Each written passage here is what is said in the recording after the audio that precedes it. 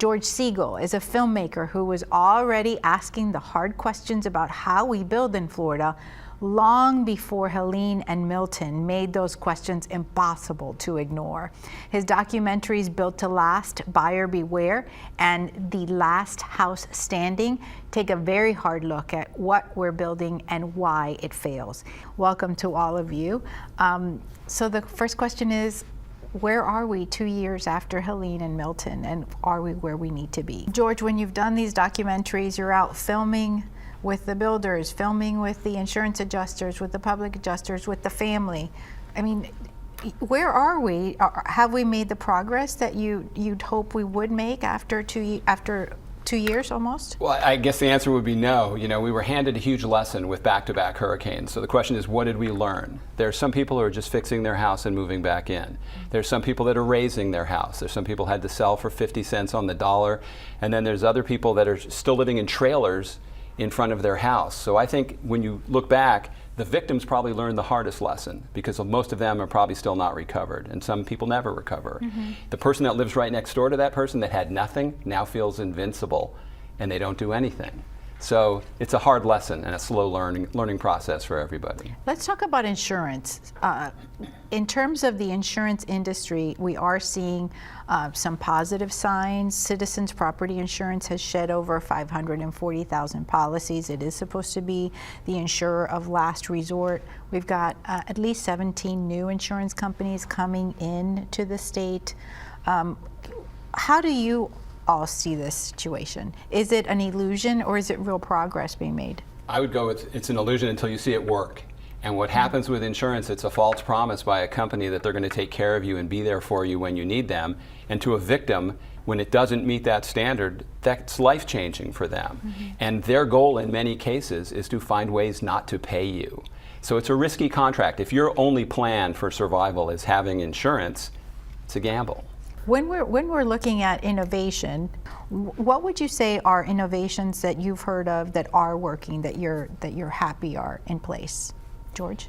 Well, the best innovation for me that seems to be the safest is everybody built like they do in South Florida, with concrete homes on the first and second floor, and even the third floor. That's a huge thing that I think everybody should think about. But we see now huge apartment complexes around Tampa. We were up in Mexico Beach, all made of wood. Only the stairwell and the parking garage is concrete. That's crazy. There's no disclaimer on the side of the building that says this is likely going to go airborne in a disaster, but people live there thinking they're safe because it's a big building. Explain to our viewers what happens when a home has the second story made out of wood and when it has concrete. As the house ages, Cement if it's block. wood, it gets compromised. When there's cracks, it now gets in and rots the wood, so that's now a weaker area of the house. You also have the problem of the way the house is engineered and the safety. When things blow into wood, they go right through it. I think people need to understand, if you're buying a house and the builder says this house is built to code, what they're really saying is, I built this house to the minimum standard I could get away with to sell you, so it's now your problem.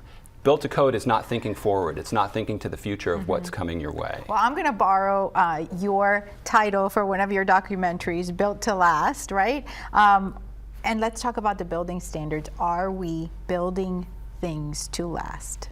I would say no. I'd say we see too many examples of that. When anybody buys a house, the builder should have the mentality, they may be living in this house for the next 30 years. This is their happily ever after, forever home.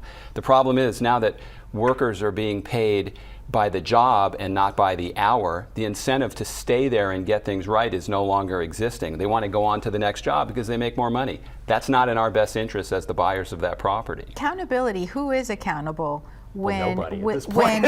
when we're not building to last? You have to be your own best advocate. I tell people in our film, you have to look out for yourself because nobody's looking out for you.